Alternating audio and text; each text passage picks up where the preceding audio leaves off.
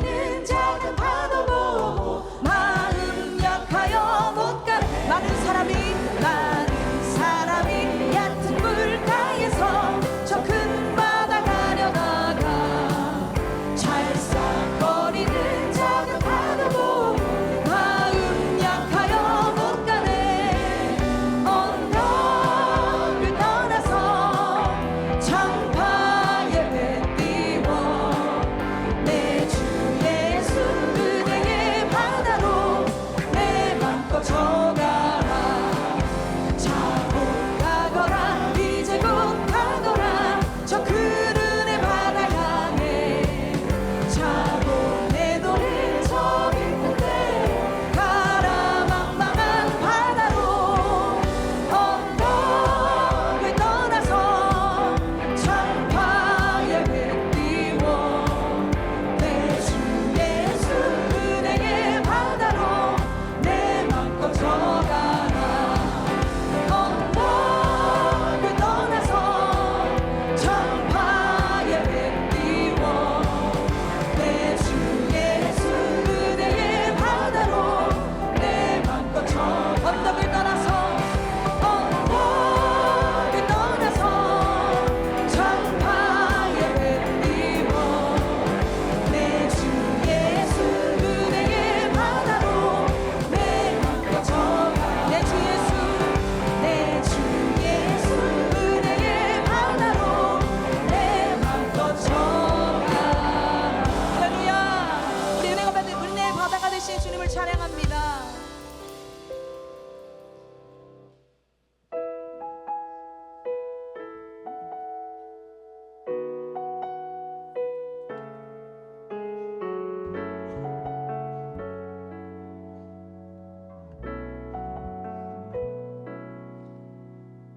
은혜로 날 보듬으시고 사랑으로 품어주셔도 내 마음 한 자락도 지키지 못하는 이 모습 부끄럽습니다. 따스한 곁을 내어주신 따스한 곁을 내어주신 주님 앞에 나아갑니다. 표현 못할 긍휼로 나를 붙드시는 주 이름만 바라봅니다.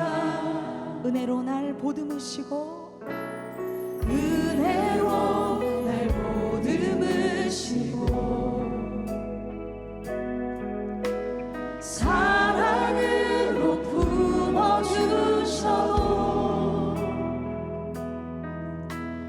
내 마음 한 자락도 지키지 못하는 이 모습 부끄럽습니다. 그러나 오늘도 주님 앞에 나아갑니다. 따스한 곁을 내어주신 주님 앞에 나아갑니다. 표현 못할 긍휼로 나를 붙드시는 주 이름만 바라봅니다. 매일 마주와 슬픔을 견뎌 나가며 주 예수의 마음을 닮아가네. 두려운 걸음하라 주가 동해 가리. 주 의지하며 오늘을 건네. 주의 진실한 소망을 깊이 담으며 주 예수의 풍요를 채워가네.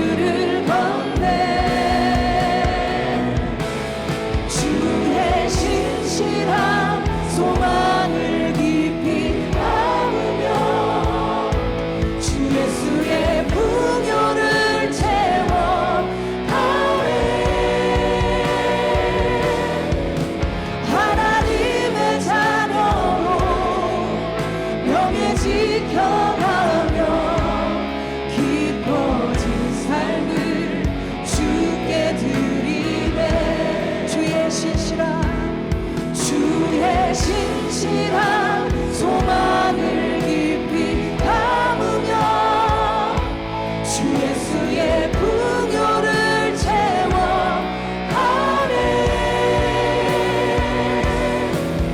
하나님의 자녀로 명예 지켜가며 깊어진 삶을 주께 드리. 주의 신실한 소망을 깊이 담으며 주 예수의 풍요를 채워가네.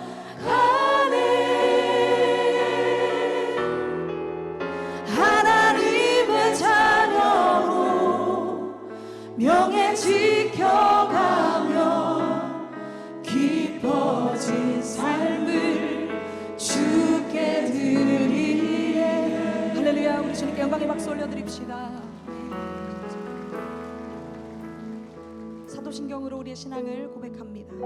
전능하사 천지를 만드신 하나님 아버지를 내가 믿사오며 그 외아들 우리 주 예수 그리스도를 믿사오니 이는 성령으로 잉태하사 동정녀 빌라도에 나시고 본디오 빌라도에게 고난을 받으사 십자가에 못 박혀 죽으시고 장사한 지 사흘 만에 죽은 자 가운데서 다시 살아나시며 하늘에 오르사 전능하신 하나님 우편에 앉아 계시다가 저리로서 산자와 죽은 자를 심판하러 오시리라. 성령을 믿사오며 거룩한 공회와 성도가 서로 교통하는 것과 죄를 사하여 주시는 것과 몸이 다시 사는 것과 영원히 사는 것을 믿사옵나이다. 아멘.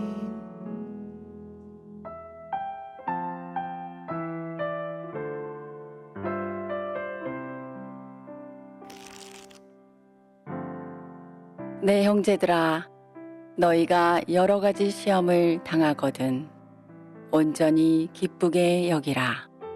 이는 너희 믿음의 시련이 인내를 만들어내는 줄 너희가 알미라.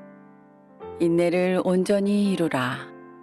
이는 너희로 온전하고 구비하여 조금도 부족함이 없게 하려 함이라. 너희 중에 누구든지 지혜가 부족하거든 모든 사람에게 후히 주시고 꾸짖지 아니하시는 하나님께 구하라. 그리하면 주시리라. 아멘. 이 시간 준비하신 예물을 하나님께 드리겠습니다.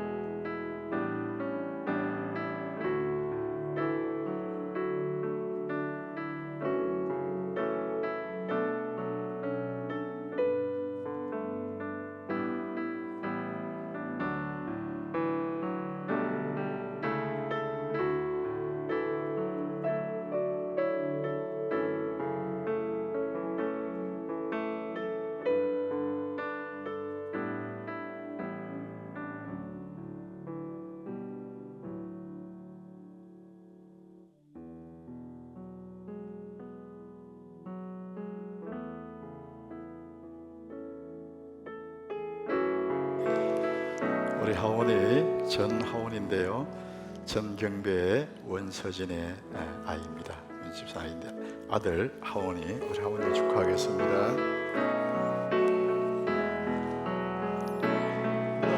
너는 시냇가에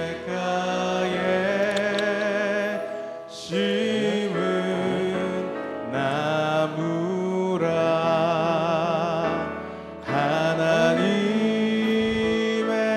사랑 안에 믿음 뿌리 내리고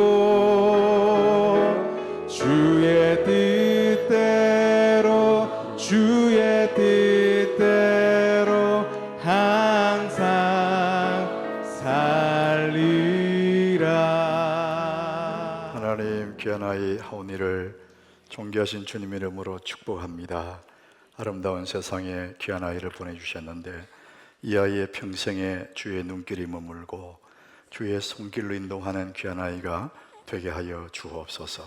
시냇가에 심겨운 나무같이 시절을 쫓아 과일을 맺게 하여 주시고 때가 되면 좋은 짝을 만나서 믿음의 가문을 일으키는 복된 아이가 되게 하여 주옵소서. 이 아이 때문에 수많은 사람들이 죽기로 돌아오는 복된 아이로 주여 인도하여 주옵소서. 내가 예수 이름으로 축복합니다. 하온이의 평생이 복되고 형통할지어다. 예수님 이름으로 기도합니다. 아멘. 하온아.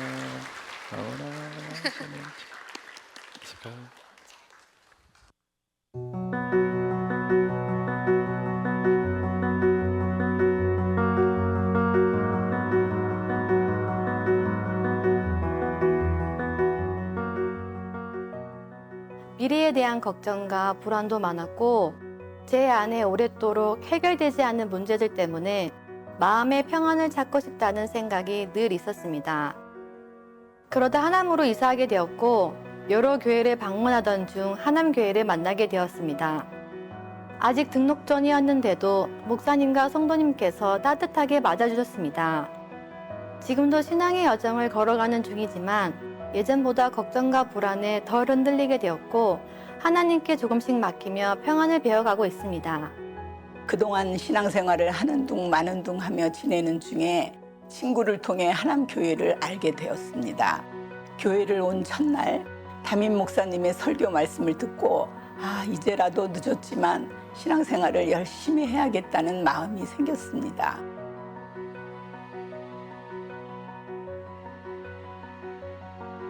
담임 목사님의 설교 주제가 작년 예배뿐 아니라 유아 예배와도 연결되었고 큐티와 가정 예배로까지 이어질 수 있다는 점이 참 좋았습니다. 무엇보다 담임 목사님의 말씀에서 영혼을 향한 사랑과 진심이 느껴졌고 저 역시 말씀을 붙들고 살아가고 싶다는 마음이 생겼습니다.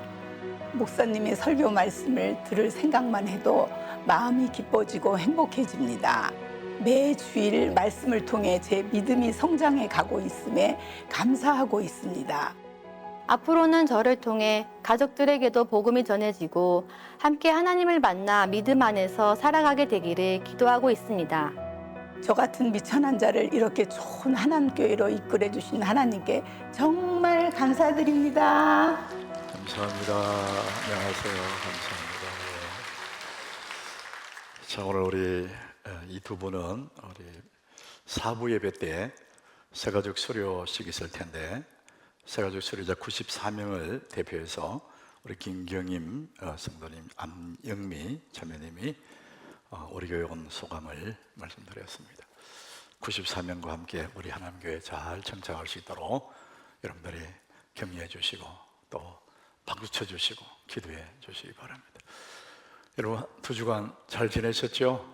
예, 제가 지난주에 제가 없어서 오늘 보내고 우리 하남시의 우리 새로운 시장님이 옛날에 그분인데 우리 연재 시장님이 예배에 감사하는 마음 참여하셨어요. 우리 이분이 시정을 잘 살펴달라고 우리 박수 한번 하겠습니다.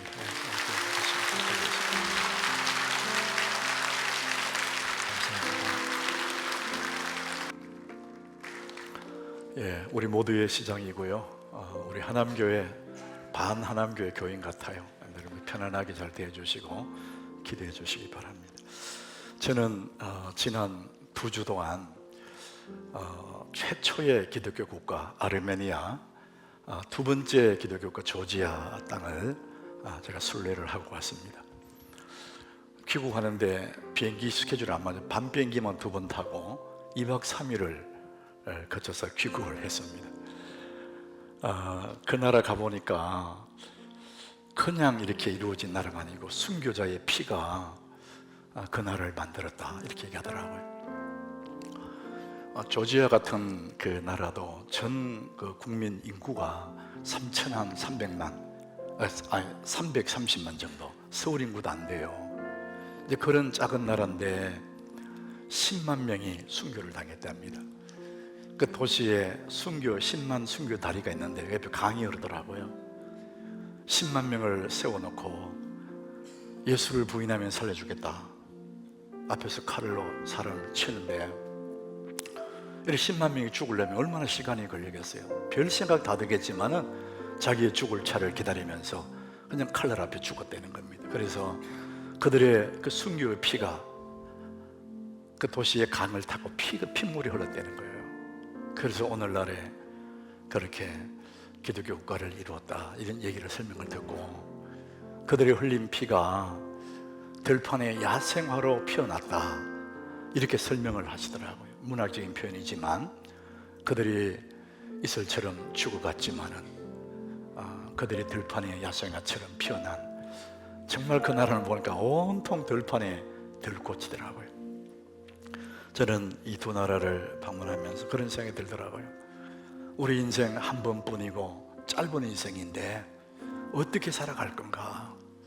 그냥 잘 먹고 잘 살고 그냥 그렇게 끝나는 그런 인생을 살 것인지, 아니면은 의미 있는 삶을 들판에 피어있는 야생화처럼 향기를 날리고 사람들에게 생명을 주는 그런 삶을 살 것인지, 이것들을 생각해 봤어요.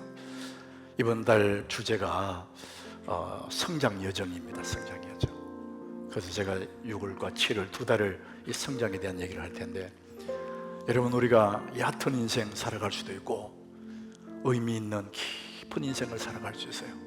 그건 여러분들이 선택하는 겁니다. 한 번뿐인 인생인데 안개처럼 사라지는 그런 인생이 아니고, 우리를 기억하는 사람들에게 향기를 주고 생명을 주는 그런 삶을 사는 것이 얼마나 멋있었을까, 저는 그런 마음에 품고 있습니다. 오늘 여러분, 예배에 오신 여러분들, 오늘 말씀을 들으면서 우리 모두가 다 하나님 앞에 다시 한번 자기를 돌아보고 살아온 날들을 반추하고 살아갈 날을 내가 어떻게 살아갈 것인지 하나님 말씀 앞에서 결단하고 결심하는 그런 시간 되길 바라요. 우리 이 시간에 말씀 듣기 전에 같이 우리 기도하겠습니다. 여러분의 인생은 누가 결정해 주는 게 아닙니다. 여러분들이 선택하시는 거예요. 하나님, 오늘 내가 말씀을 들으면서 내가 앞으로 어떻게 남은 인생을 살아야 할 것인지 성령님 가르쳐 달라고 기도하시고, 오늘 우리 하나님 앞에 올려드린 귀한 예물, 하나님의 것을 하나님의 손에 올려드렸는데 하나님 기억해 달라고 여러분의 목소리로 우리 하나님 앞에 우리 같이 기도합니다.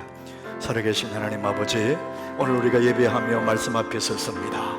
성령님, 오늘 우리 마음을 깊이 감동해 주셔서 한 번 살아가는 인생길인데 다시 올 수 없는 인생의 그 길을 하나님, 우리가 어떻게 살아야 될 것인지 성령께서 조명하여 주시고 깨닫게 하여 주시고, 우리의 눈이 열리고 우리의 귀가 열리고 우리의 심령이 열려서 하나님, 들판의 야생화로 피어나듯이 하나님 아버지, 한 번뿐인 인생인데 생명을 주고 향기를 주는 기쁜 인생으로 살아갈 수 있도록 주여 우리 모두에게 은혜를 부어주시기를 원합니다. 사랑하는 주님의 손에 귀한 힘을 올려드려오니 주여 기억하여 주시고 이 예물을 주 앞에 아름답게 쓰임받는 복된 예물로 사용하여 주옵소서.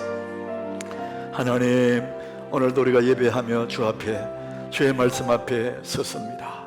3부 예배로 오신 모든 분들 하나님 한 분 한 분 기억해 주시고, 오늘 말씀을 들을 때에 살아온 날들을 돌아보고 앞으로 내가 살아갈 인생의 격의를 바라보면서 내가 어떤 인생을 살아야 될 것인지 마음에 결단하고 결심할 수 있도록 성령님 역사하여 주옵소서. 한 번뿐인 인생인데 향기 나는 인생으로 수많은 사람에게 생명을 주는 그런 삶으로, 깊은 삶으로 주여 우리를 이끌어 주옵소서. 주님의 손에 귀한 힘을 올려드립니다. 11조 감사헌금 100번째 1000번째 성교헌금 건축헌금 주일 예물 주의 손을 올려드리오니 하나님 기억하여 주시고, 저들이 드린 그 예물이 주 앞에 아름다운 축복의 예물이 되게 하시고 예물이 서 있는 곳에 하나님의 영광이 드러날 수 있도록 은혜 베푸시고 저들의 삶이 더 깊어지는 역사가 있게 하여 주옵소서. 오늘 간증한 두 분을 기억하시고 우리 새가족 수료자 94명 한 분 한 분에게 은혜를 부어주셔서 우리 하남교회에서 믿음의 뿌리를 잘 내리게 하여 주시고 하나님의 많은 교회 중에 하남교회 보내신 하나님의 뜻을 이루어 주옵소서. 예수님 이름으로 기도하옵나이다. 아멘.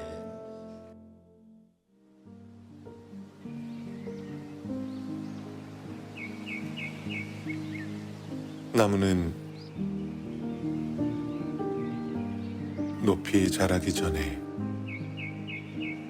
뿌리를 깊게 내린다.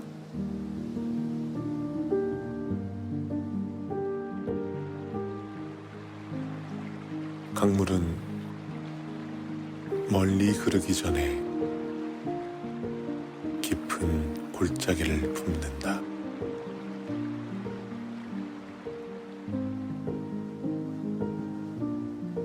그대도 그렇다.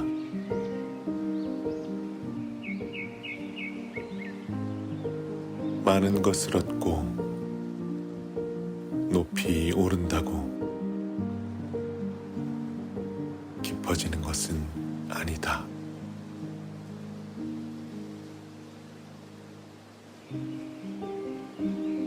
무수한 물자욱과 뿌리들, 흐르고 흘러 틔우게 되듯 마침내 피어난 그댄 무엇이 되랴.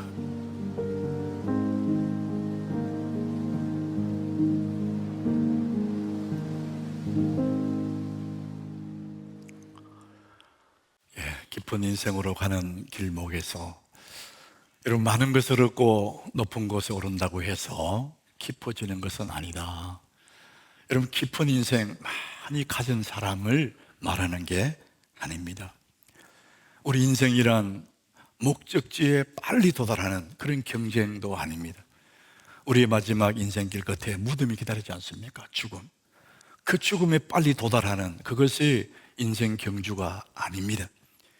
무엇을 더 많이 가질 것이 그것도 아니고 오히려 우리는 성장과 성숙의 여정입니다.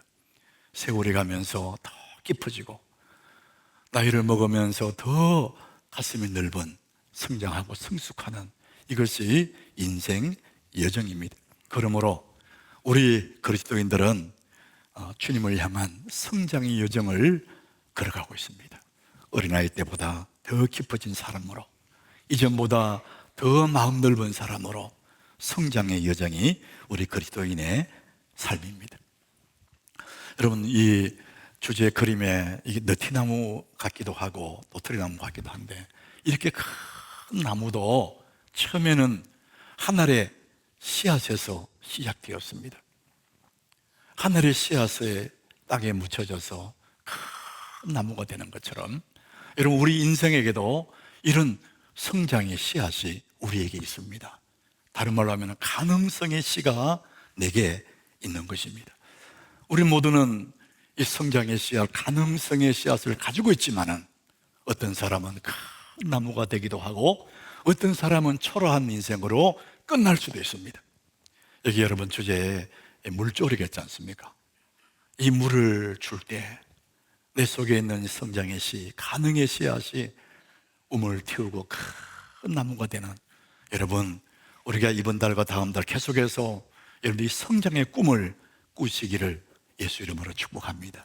누구든지 우리는 성장할 수 있고 더 깊은 인생으로 나갈 수가 있는 것입니다. 저는 먼저 우리 깊은 인생은 성공보다 성장과 성숙의 이야기라는 것을 말씀드리고 싶어요. 누가 더 나이를 많이 먹었냐, 그게 아니고 누가 더 깊어졌냐, 누가 더 성장했냐, 성장의 여정입니다. 우리나라에 제1호 기록학자로 불려지는 사람이 있다고 합니다. 명지대학교의 김익한 교수님이랍니다. 이분이 별명이 기록학자 이렇게 불린다 그래요. 이 사람은 기록으로 승부를 건다, 이런 의미예요. 그래서 이번에 이 김익한 기록학자가 거인의 노트 이런 책을 하나 썼는데 자기의 삶을 반추하면서 이런 얘기를 해요. 오랜 친구, 정말 오래 함께 지내왔던 그 친구를 10년 만에 다시 만났다고 생각해 보자, 이렇게 말합니다. 그 오랜만에 친구를 만났는데 너무 반가워서 서로 얼싸안고 안부를 물으면서 이렇게 말한다고 한번 생각해 보자. 넌 하나도 안 변했구나. 여러분, 이런 말 듣고 싶잖아요. 넌 하나도 안 변했구나 이 말을 들으면은 기분이 좋을까 나쁠까? 이분이 그런 얘기를 하더라고요. 외모를 보고 너는 늙지 않았구나 이런 의미라면은 굉장히 기분이 좋을 거다. 신뢰성이나 순수함, 좋은 가치가 그 세월이 흘렀는데도 너 여전하구나, 하나도 안 변했구나 그런 의미라면은 굉장히 기분 좋은 이야기지만, 반대로 넌 아직도 그 성질 그대로네, 이렇게 10년 전이나 지금이나 너 수준이 똑같아, 너 하나도 안 변했구나, 이 이야기는 슬픈 이야기라는 것이죠. 머리카락은 휘어졌는데 인격은 자라지 않았고 나이는 먹었는데 성장한 게 하나도 없다, 이런 뜻이라는 거예요. 여러분, 사람에게는 성공보다 성장의 기쁨이 훨씬 더 깊고 우리를 더 행복하게 만드는 것, 성장의 기쁨. 여러분, 어린아이는, 좀 전에 제가 아이를 이렇게 축복 기도했는데, 이 아이는 누구든지 어린아이는 자라가게 되어 있습니다. 나이가 들어가면, 세월이 가면 점점 이 아이가 자랍니다. 청년이 되고 장년이 되고 이제는 노인이 될 수 있습니다. 세월이 가면 그렇게 되는 겁니다. 몸은 저절로 자라지만 우리의 인격은 그냥 자라지 않습니다. 세월이 가면 우리 몸은 그냥 자랍니다. 어른이 되고 노인이 되지만은 우리의 인격은 그냥 자라는 것이 아닙니다. 여러분, 나이 들었다고 어른 되는 것은 아니에요. 여러분, 나이 들고 늙으면은 노인이 됩니다. 그러나 성장하고 성숙하면 큰 나무 같은 어른이 되는 거예요. 여러분, 나이 드는 것은 자연의 법칙이지만, 내가 가만히 있어도 나이 들지 않습니까? 그것은 자연의 법칙이지만 성숙해지는 것은 선택의 결과입니다. 여러분이 내가 성장하기로 선택하지 않으면 나이만 들어갑니다. 늙어갑니다. 노인이 될 뿐이에요. 그러나 내가 성장을 선택하면, 내가 성장해야지, 큰 그릇이 돼야지 선택하면 우리는 성장할 수가 있는 거예요. 고린도전서 13장 11절에 정말 성장한 사람을 한 줄로 얘기합니다. 성숙한 사람을 얘기해요. 우리 같이 한번 읽어보겠습니다. 내가 어렸을 때에는 말하는 것이 어린아이와 같고 깨닫는 것이 어린아이와 같고 생각하는 것이 어린아이와 같다가 장성한 사람이 되어서는 어린아이의 일을 버렸노라. 장성한 사람이 되어서, 이 얘기는 나이가 들어서 그 말이 아닙니다. 세월이 흘러서 그런 말도 아니고 장성한 사람이 되었다, 그 얘기는 인격이 커지고 삶이 깊어진, 그래서 아주 깊은 사람, 장성한 사람이 되었을 때는 어린아이를 다 버렸다. 어릴 때는 말하는 것도 아주 유치하고 생각하는 것도 유치하고 그러다가 사람이 장성한 사람이 되어서 그것들을 다 버렸다, 이렇게 말합니다. 사랑하는 여러분, 나이 먹는다고 어른이 되거나 나이 먹는다고 깊어지는 것이 아닙니다. 그러나 여러분, 내가 예수 안에서 내가 선택을 하면, 주님, 내가 큰 그릇으로 살고 싶습니다, 선택을 하면 그렇게 된다고 말합니다. 사랑하는 여러분, 저는 우리 하나님께 모든 성도가 장성한 그런 어른이 되기를 예수 이름으로 축복합니다. 한 번뿐인 인생인데 아무렇게나 살면 되겠습니까? 사람들에게, 수많은 후배들에게 큰 나무가 되어주고 그늘이 되어주는 큰 그릇, 큰 나무, 장성한 사람, 하나님은 그것을 원하십니다. 자, 그렇다면 우리가 장성한 사람, 깊은 인생으로 가는 우리 인생의 길목에는 반드시 거쳐가야 할 것이 있습니다. 세상의 수많은 책들 속에 자기 성장, 자기 개발, 그런 책에는 말하지 않는 성경이 말하는 것이 있습니다. 반드시 큰 나무가 되려면, 성장하려면 이것을 만나야 된다. 인생의 길목에 우리 앞에 만나게 되는 그 성장의 길목에 있는 그것이 뭘까? 자, 오늘 본문 2절입니다. 우리 본문 2절을 우리 같이 읽어보겠습니다. 내 형제들아, 너희가 여러 가지 시험을 당하거든 온전히 기쁘게 여기라. 시험을 얘기합니다. 여러분, 시험, 다른 말로 하면 고난, 고통, 이런 얘기입니다. 이 고통을 반드시 만나게 되어 있다. 여기에 내 형제들아 이렇게 말하지 않습니까? 이건 야고보, 예수님의 동생 야고보가 하는 얘기인데, 내 형제들아, 그 얘기는 모든 그리스도인들, 세상에 있는 모든 예수 믿는 사람들이라고 해서 시험이 없는 게 아니다. 그것도 여러 가지 시험이다 이렇게 말합니다. 어쩌다가 시험을 당하면 말하지 않고 여러 가지 시험을 당하거든 이렇게 말합니다. 그 얘기는 누구도 시험에 예외될 수가 없다 이렇게 말합니다. 예수 믿는 사람에게도 이 시험은 필수 과정이다. 네가 더 성장하고 성숙하고 깊은 사람이 되는 그 길목에는 반드시 이 시험을 통과하지 않으면 깊은 인생으로 갈 수가 없다 이런 얘기입니다. 뿐만 아니라 내 형제들아, 여러 가지 시험이라, 한 가지 시험으로 우리를 성장시키는 거 아닙니다. 다양한 여러 가지 시험이랍니다. 이 사람에게는 이런 시험, 저 사람에게는 저런 시험, 이번에는 이런 고통이 오고 다음번에는 다른 시험이 오고 여러 가지 시험을 만난다 이렇게 합니다. 여러분, 여러 가지 시험을 사용하셔서 우리를 성장시키는데, 여러분, 우리 살다 보면은 그런 어려움을 많이 만나요. 갑자기 어느 날 내 몸이 안 좋아서 병원에 가보니까 큰 병이 옵니다. 질병의 시험이 있습니다. 여러분, 정말 어려운 얘기 아닙니까? 내 몸에 병이 찾아와요. 예기치 않는 일에 사고를 만납니다. 큰 사고도 만납니다. 어떤 재난도 만나게 되고 경제적인 어려움을 부딪히기도 합니다. 이것이 여러 가지 시험이에요. 여러분, 가정에 부부와 자녀와 가족 관계에 관계 어려움도 만납니다. 그 관계가 깨지면 너무나 힘들지 않습니까? 직장에 관계 어려움이 옵니다. 여러분, 직장에 일이 힘든 것이 아니고 관계가 힘든 거예요. 심지어는 교회 안에 교회들끼리도, 우리 교인들끼리도 관계가 힘들어서 신앙생활에 시험에 들고 기쁨이 없는 이런 여러 가지 시험을 만나게 되어 있다 이렇게 말합니다. 그런데 이런 여러 가지 시험을 만날 때에 오늘 2절 한번 다시 보십시오. 내 형제들아, 너희가 여러 가지 시험을 당하거든 온전히 기쁘게 여기라 이렇게 말합니다. 여러분, 시험 만났는데 어떻게 기쁘게 여길 수 있어요? 시험 만나면 힘들어요. 고통스러워요. 잠 못 잡니다. 그런데 성경은 뭐냐? 낙심하지 말고, 주저하지 말고, 포기하지 말고 여러 가지 시험을 당하거든 온전히 기쁘게 여기라 이렇게 말합니다. 메시지 성경에는 선물로 여기라 이렇게 말을 해요. 어떻게 그래 할 수 있을까? 우리가 어떻게 시험을 만났는데 기뻐할 수 있을까? 이유가 있습니다. 여러분, 4절에 보시면 본문 4절에 이렇게 기록하고 있습니다. 우리가 지금 봅니다. 인내를 온전히 이루라.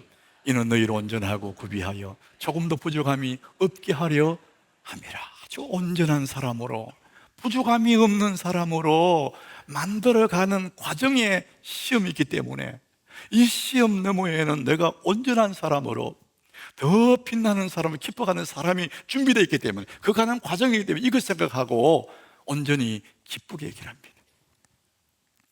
우리는 이것을 알면은 시험을 만나도 낙심하지 않을 수 있습니다. 왜? 내 이 시험을 통과한 후에는 온전한, 그리고 부족함이 없는 깊은 사람으로 나를 만들어 가시기 때문에 이걸 알면 얼마든지 우리는 견뎌낼 수가 있는 거예요. 여러분, 시험이라는 것은 우리를 넘어뜨리기 위한 그런 것이 아닙니다. 하나님은 그것을 통해서 우리를 더욱더 성장시키고 싶은 하나님의 계획이 거기에 있는 것입니다. 여러분, 생각해 보십시오. 우리가 좋아하는 금덩어리, 순금 99%짜리, 이것은 뜨거운 용광로 속에 들어가야 불순물이 제거되고 황금, 순금이 되는 거예요. 뜨거운 용광로에 들어가지 않으면 절대로 순금이 나올 수가 없습니다. 우리의 신앙도, 우리의 인생도 그렇습니다. 이런 시련을 통과해야 순금 같은 그런 인생이 되고 정금 같은 믿음의 사람이 되는 것입니다. 그러므로 여러 가지 시험을 만날 때에 우리는 반드시 그 시험을 통과해야 온전한 사람으로, 성장한 사람으로 하나님 만들어 가실 텐데, 이 여러 가지 시험이 쉽지가 않다는 것이죠. 우리가 기억해야 될 것은 우리의 깊은 인생으로 가는 길목에서 반드시 만나지는 것이 시험이다. 그것도 여러 가지 시험이다. 이걸 꼭 기억하셔야 됩니다. 우리나라의 여류 소설가 박완서라는 분이 있습니다. 아마 유명한 분이기를 아실 거예요. 이분이 한 말씀만 하소서 이런 소설을 쓴다. 소설가니까 소설이잖아요. 한 말씀만 하소서. 성경이 백부장 얘기예요. 그런데 이 책은 한 말씀 하소서. 이것은 소설도 아니고 수필도 아니고 일기 형식으로 써졌답니다. 박완서가 큰 시험을, 큰 고난을 겪은 후에 이 책을 썼다는. 그래서 보니까 소설도 아니고 수필도 아니고 자기의 내면의 고백 같은 일기 형식의 책을 썼다는 거야. 이 박완서가 어떤 어려움을 당했냐?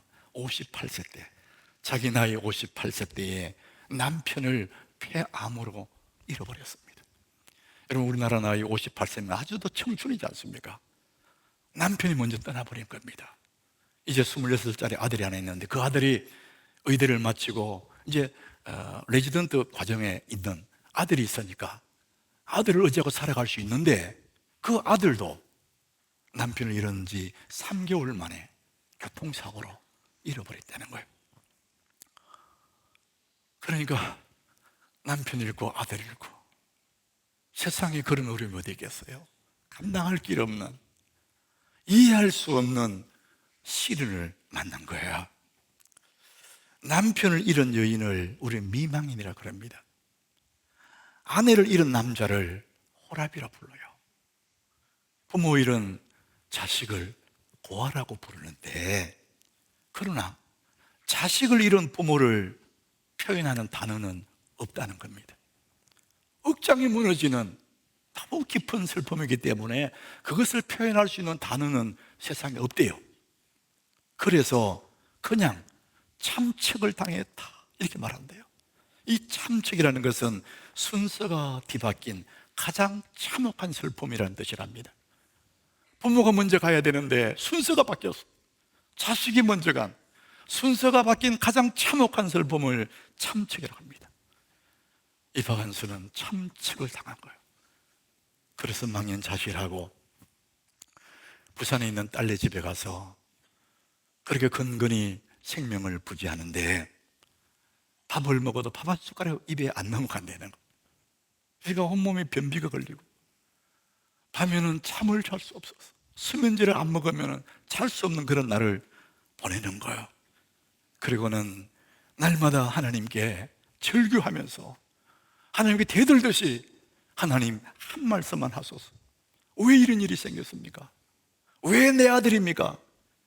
그렇게 그 슬픔을 끌어안고 절규하는 날들을 보냈다 그럽니다. 그렇게 아파하고 그렇게 아파하다가 고백적인 결론을 내렸는데, 슬픔은 극복하는 것이 아니고 끌어안고 가는 것이다 이런 얘기를 했습니다. 너무나 깊은 슬픔은 극복할 수가 없대요. 그것은 그저 극복하는 것이 아니라 끌어안은 채로 살아간다 이렇게 말합니다. 남편을 잃은 상처, 자식을 보내버린 그 참척의 아픔을 끌어안은 채로 그녀는 글을 쓰고 기도를 하고 그렇게 살아간다는 겁니다. 여러분, 박완서 그분만이 이기겠습니까? 우리 인생길에 여러 가지 시험을 우리 만납니다. 이해할 수 없는 아픔을 만나요. 아무리 애를 써도 이해되지 않는 어려움들을 만날 수가 있습니다. 우리는 그럴 때 어떻게 해야 됩니까? 여러분, 눈을 들어 주님을 바라보시기 바랍니다. 이 세상엔 답이 없어요. 우리 이 예배가 설교가 끝나면 부를 찬송해 그렇습니다. 믿음의 눈 들어 주를 보리 이 또한 지나가리라. 아무리 고통스러워도 지나갑니다. 우리의 주어진 삶의 여정 속에 우리가 구하는 것은 하나님 한 말씀만 하소서. 하나님 뜻이 무엇입니까? 이 어려움을 통해서 내게 뭘 주시려고 하십니까? 이것이 우리의 삶의 내용이에요. 이분은 슬픔은 극복하는 것이 아니고 끌어안고 가는 것이다 이러면서 이분이 문학 작품들을 썼는데 한 말씀만 하소서. 그 또한 참척을 당한 후에 쓴 작품이라고 그래요. 그래서 이분은 이제 단순한 소설이 아니라 고난을 통과한 사람의 감정처럼 이렇게 글을 쓰기 시작했다 합니다. 이전보다 더 깊은 글을 쓰기 시작했답니다. 시편 119장 17절에 이런 말씀이 있어요. 우리 같이 읽어봅니다. 고난 당하기 전에는 내가 걸어 행하였더니 이제는 주의 말씀을 지키나이다. 고난은 너무나 아픈 것이지만은 고난 당한 후에는 이제야 하나님의 뜻을 알겠다. 하나님이 그랬었군요. 이제 알게 된다는 것이죠. 그래서 사람이 한 단계 더 깊어지고 한 단계 더 자라고 성숙하고 성장하는, 고난 당하기 전에는 그걸 몰랐다는 겁니다. 그런데 고난 당한 후에는 하나님이 그랬었군요. 이제는 내가 알겠습니다. 이렇게 된다는 것입니다. 사랑하는 우리 하나님께 성도 여러분, 깊은 인생으로 가는 길목에서 반드시 만나야 될 여러 가지 시험이 있다는 것입니다. 우리는 반드시 그걸 기억해야 되는데 사람들은 그런 어려운 시험들을 싫어합니다. 좋아하지 않습니다. 우리가 좋아하는 것이 뭐냐? 쉽고 편안한 겁니다. 편안함. 그런데 우리의 성장을 방해하는 것은 바로 편안함이라고 합니다. 모든 것이 편안하고 이럴 때에 우리가 성장하는 것이 아니라 오히려 무너질 수가 있다, 이렇게 말합니다. 사무엘하 11장 2절에 보면 다윗의 얘기가 나와요. 이런 다윗은 얼마나 대단한 사람입니까? 쫓겨다니면서도, 사울에게 쫓겨다니면서도 하나님 찾던, 광야를 도망다니면서도 하나님이 내 앞날의 소망입니다. 그렇게 고백하던 다윗이 이제는 왕이 되었어요. 온 나라가 평안해졌습니다. 왕권이 강화됐습니다. 모든 것이 잘 돌아갈 때, 그럴 때 다윗은 이제 무너집니다. 오늘 이 절에 보니까 저녁 때에 이렇게 말합니다. 다윗이 그의 침상에서 일어나, 그 얘기는 뭐냐? 낮잠을 실컷 자고 저녁 때에 일어난 거예요. 편안한 겁니다. 자, 그때 어떻게 했냐? 왕궁 옥상에 올라가서 이렇게 거닐다가 저 멀리 목욕하는 여인을 바라본 겁니다. 심히 아름답게 보였다. 바세바 아닙니까? 충성스러운 우리아의 아내 바세바입니다. 그래서 남의 아내 바세바를 빼앗고 남편을 죽여버립니다. 고난의 때는 하나님 붙잡고 살았던 그가 편안할 때 여지없이 무너져 버려요. 여러분, 이것이 우리의 성장에 방해하는 것이지만 편안한 겁니다. 우리는 편안한 걸 좋아하지만은 그럴 때 굉장히 조심해야 된다는 거예요. 한재욱 목사님이 쓴 고난이 꽃이 되고 별이 되게 하소서, 고난에 대한 얘기를 썼는데 이분이 이런 얘기를 해요. 인생 관리는 크게 세 가지다. 우리 인생에 관리하는 것은 크게 세 가지를 관리해야 되는데, 첫 번째가 성공 관리. 성공할 때 그 성공을 잘 관리해야 된다. 두 번째가 실패 관리. 실패할 때도 우리 인생을 잘 관리해야 된다. 세 번째가 우리 인생의 일상의 관리. 일상의 삶을 잘 관리하는, 이 세 가지 관리가 있다. 성공 관리, 실패 관리, 일상 관리. 이 셋 중에 가장 어려운 것이 성공 관리라고 합니다. 잘 될 때 모든 것이 편안하고 잘 돌아가는 성공의 때가 아주 위험한 때라는 겁니다. 편안한 잔잔한 호수에는 이끼가 끼이지만은 물결이 출렁이는 바다에는 이끼가 끼일 새가 없다, 이렇게 얘기하지 않습니까? 우리 인생에도 이런 여러 가지 시험의 때가 힘들지만 그걸 통해서 점점 깊어진다는 것을 성경은 우리에게 가르쳐 주고 있습니다. 오늘 3절에도 그 말합니다. 이는 너희 믿음의 시련이 인내를 만들어내는 줄 너희가 알미라. 믿음의 시련이라 그럽니다. 편안한 믿음이 아니라 믿음의 시련이 우리로 하여금 인내를 만들어내고 더 성숙한 사람으로 만들어가는 그 길목에 뭐가 있냐? 시련이 있다, 시험이 있다. 깊은 인생으로 가는 길목에, 삶의 길목에는 반드시 여러 가지 고난, 시험이 있다. 그 고난을 통해서 우리를 정금같이 빚어가는 하나님의 뜻이 거기에 숨겨져 있는 것입니다. 여러분, 이것을 잊지 마셔야 됩니다. 욥기 23장 10절에 보면 욥의 고난을 통해서 욥을 순금처럼 빚어가시는 하나님의 손길을 우리가 보게 됩니다. 우리 같이 읽어보겠습니다. 그러나 내가 가는 길을 그가 아시나니 그가 나를 단련하신 후에는 내가 순금같이 되어 나오리라. 욥이 만난 여러 가지 시험은 말로 다 할 수 없습니다. 사람이 당하는 모든 걸 다 펴도 이만한 고난이 없습니다. 그런데 그 고난을 통해서 하나님 욥에게 주시고 자시는 것은 뭐냐? 순금처럼 모든 찌꺼기를 불순물을 다 제거해버린 순전한 신앙의 사람, 순금이 되어 나오리라. 이것 때문에 하나님이 욥에게 그런 시련을 주셨다는 것입니다. 하나님의 계획은 우리를 더 순전한 사람으로, 더 깊은 사람으로, 더 여러분 삶이 깊은 인생으로 하나님 만드시기를 원하시는 이 하나님의 뜻을 잊어버리시면 안 되는 것입니다. 자, 그런데 이런 어려운 여러 가지 시험이 올 때 이 시험을 이길 힘이 어디서 나오느냐? 잘 견디는 사람 있지 않습니까? 무딘 사람들. 여러분, 덤덤한 무딘 사람은 웬만한 것도 상처 안 받아요. 웬만한 일에 시험도 안 됩니다. 타고난 어떤 그런 자기의 캐릭터가 있어서 그것으로 견디라 그렇게 말하지 않습니다. 우리가 시험이 올 때, 여러 가지 시험이 올 때 견디는 힘이 어디서 올까? 여러분, 우리 주변에 예수를 안 믿는 사람들은 정서적으로 불안해지면 담배를 피우는데 줄 담배를 피워요. 담배 한 개 다 피워, 또 피우고 하잖아요. 여러분, 그런다고 그 어려움들이 해결되는 게 아닙니다. 어떤 사람은 술을 막 뜨기대로 마십니다. 술 마심으로 그것을 잊어버리려고 하는 거잖아요. 근데 르세일은 이런 얘기를 해요. 술은 일시적인 자살이다 하더라. 너무 마음에 와닿는 얘기예요. 일시적인 자살, 자기 이성도 죽고 자기의 감정도 죽어버리는, 술 먹으면 술이 취하면은 자기를 팽개쳐버리고 일시적인 자살하는 거라고. 그런다고 해서 문제가 해결되는 법이 없습니다. 성경은 말합니다. 시험을 견디는데 가장 필요한 것이 무엇일까? 오늘 본문 5절입니다. 우리가 어떤 여러분을 만나도 이 5절을 가지면 그 모든 시험, 여러 가지 시험을 이길 수 있다고 말합니다. 우리 같이 읽어봅니다. 너희 중에 누구든지 지혜가 부족하거든 모든 사람에게 후히 주시고 꾸짖지 아니하시는 하나님께 구하라. 그리하면 주시리라. 따라합시다. 하나님께 구하라. 그리하면 주시리라. 여러 가지 시험을 만날 때에 구하라 그럽니다. 무엇을 구하느냐? 지혜를 구하래요.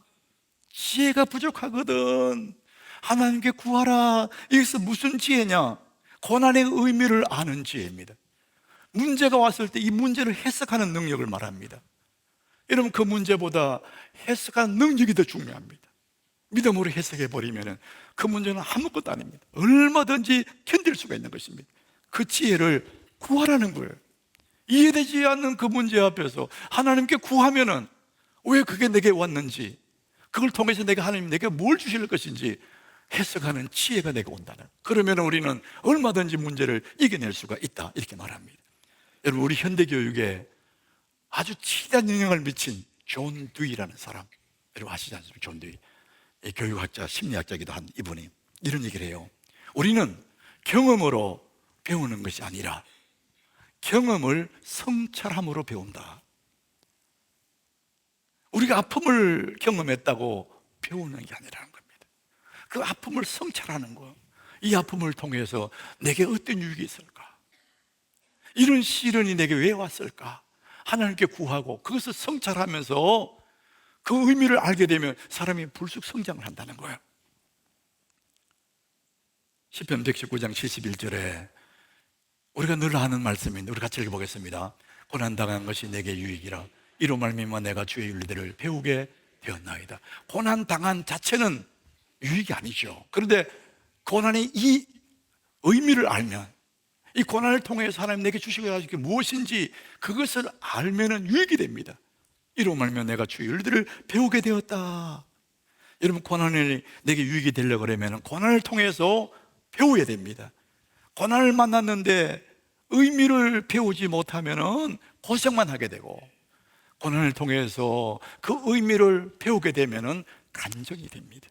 그래서 우리는 고난이 올 때에, 여러 가지 시험이 올 때에 이것을 가지고 하나님 앞에 기도하는 것입니다. 하나님 앞에 지혜를 구하는 거예요. 주님, 이 어려움이 내게 어떤 의미입니까? 이 어려움에 통해서 내게 뭘 주시려고 하십니까? 이것을 구하라는 것. 그럼 구하면 주신다고 말씀합니다.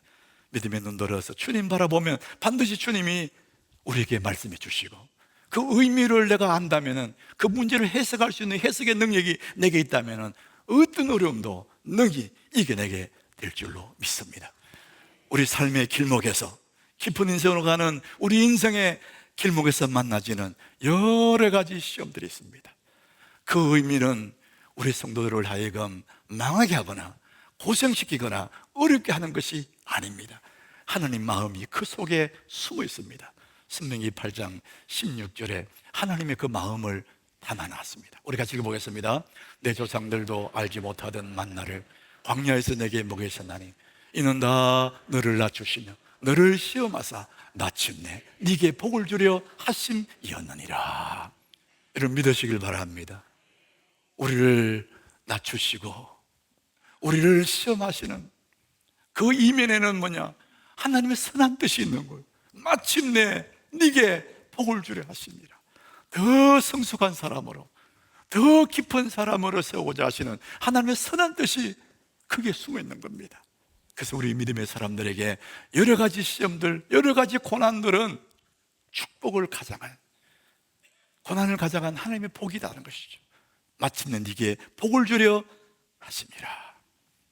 사랑하는 여러분, 우리 믿음의 사람들에게도 이 시험은 피할 수가 없습니다. 이런저런 시험을 만나면, 그러나 그 모든 시험은 내가 능히 감당할 수 있는 시험입니다. 감당할 수 없는 시험을 주는 법이 없습니다. 여러분, 다만 시험이 올 때에 그 고난을 가지고 하나님께 기도하는 겁니다. 하나님, 왜 내게 이런 일이 오지요? 이 일을 통해 내가 뭘 주시고 싶습니까? 하나님 뜻이 무엇입니까? 그렇게 구하다 보면은 우리는 그 고난이 다 떠나가고 이 또한 다 지나가고 하나님의 깊어진 뜻, 하나님 나를 향한 그 계획이 만나게 되고 나는 정말 그 고난을 통해서 유익이 되고 성숙한 사람이 될 줄로 믿습니다. 깊은 인생은 스스로 답을 찾는 사람이 아닙니다. 하나님께 답을 구하는 사람은 깊은 사람입니다. 하나님께 답을 구하는 사람, 여러분 깊은 인생 되시기를 예수 이름으로 축복합니다. 우리 찬양하겠습니다. 우리 인생길 자체가 힘겹고 고단한 인생길입니다. 주님, 우리 마음을 아시지요. 우리 찬양합니다. 고단한 인생길 힘겨운 오늘도 예수 내 마음 아시네. 지나간 아픔도 마주할 세상도 예수 내 마음 아시네. 하루를 살아도 기쁨으로 가니 예수 늘 함께 하시네. 후회도 염려도 온전히 맡기리 예수 늘 함께 하시네. 믿음의 눈 들어 주를 보리 이 또한 지나가리라. 주어진 내 삶의 시간 속에 주의 뜻 알아서 믿음의 눈 들어 주를 보니 지나갑니다. 이 또한 지나가리라. 주어진 내 삶의 시간 속에 주의 뜻 알게 하소서. 기도합니다. 사랑하는 우리 하남교회 성도 여러분, 여러 가지 시험을 만나서 눈물을 흘리고 가슴 아파하고 잠 못 자고 밥을 먹을 수가 없고 그런 고통 중에 있는 분들이 있으십니까? 여러분, 그걸 통해서 하나님은 더 좋은 것을 주시려는 하나님의 선한 계획을 여러분 믿으십시오. 누구 대회 없이 여러 가지 시험을 만날 텐데 그때마다 우리의 사람의 생각으로 해석하지 마시고 하나님께 물어보는 거예요. 하나님께 기도로 물어보십시오. 그러다 보면 그 문제가 지나가고 더 깊은 인생을 이끄시는 하나님의 선한 손을 만나게 될 것입니다. 나를 낮추시고 나를 시험하신 이유는 나를 욕보이고 나를 괴롭게 하고 망하게 하는 것이 아니라 마침내 네게 복을 주려 하려 하심이라. 하나님의 선한 계획이 있습니다. 그래서 우리가 여러 가지 시험을 만날 때 기뻐할 수밖에 없는 겁니다. 더 깊은 사람을 이끄시는 주님의 과정 속에 있기 때문에 기뻐할 수밖에 없습니다. 하나님, 내가 어떤 여름 와도 주님을 바라보며 기도하면서 이 때를 지나가는 견뎌내는 삶이 되게 하여 주옵소서. 빛나는 삶이 되기를 원합니다. 우리 한 음성으로 같이 우리 기도합니다. 살아계신 하나님 아버지, 우리에게 이 은혜를 베풀어 주시기를 원합니다. 견뎌내는 믿음을 허락하여 주옵시고 견뎌내는 인내를 허락하여 주셔서 어떠한 상황 속에서도 눈을 들어 주를 바라보게 하여 주시옵시고 하나님의 선한 손길을 바라보고 하나님의 선한 계획을 바라보고 이 문제를 해석하는 능력을 주셔서 하나님 아름다운 계획을 바라보고 넉넉하게 이겨내고 넉넉하게 견뎌내고 좌절하고 낭망하지 않고 하나님 은혜를 누리는 사람들이 되게 하여 주옵소서. 평생에 능한 주의 손으로 붙들어 주옵소서. 고난 중에 있는 자가 있습니까? 찬란 중에 있는 자가 있습니까? 시련 중에 있는 자가 있습니까? 주님을 바라보게 하시고 견뎌낼 수 있는 힘을 공급하시고 성령이여 붙들어 주시고 능력으로 이끌어 주옵소서. 하나님 아버지, 우리 하남교회 우리 성도님들 한 분 한 분을 축복합니다. 여러 가지 시험 중에 있는 자가 있습니까? 앞으로 시험을 만날 자들이 있습니까? 어떠한 시험을 닥친다 할지라도 그 시련 가운데 하나님의 계획을 바라보고 눈을 들어 주를 바라봄으로 실험하고 실험하면서 견뎌내게 하여 주셔서 이 모든 아픔들이 다 지나가고 우리는 더 깊은 사람으로 더 성숙한 사람 우뚝 서는 그 복을 누리게 될 줄로 믿습니다. 아버지, 절망하고 낭망하는 법이 없게 하여 주시고 주님 붙잡고 씨름하고 주님께 구하고 구하여서 이 모든 상황 속에서 빛나는 사람으로 우뚝 솟아나게 하여 주옵소서. 주 예수 그리스도의 은혜와 우리 하나님 아버지의 크신 사랑과 성령님 교통하시 인도하시는 그 은혜가 오늘도 주 앞에 경배하고 돌아가는 믿음의 사람들 한 분 한 분 머리 위에, 저들의 가정 위에, 성업 위에, 하나님교회 위에 이제로부터 영원토록 함께 있을지어다. 아멘. 믿음의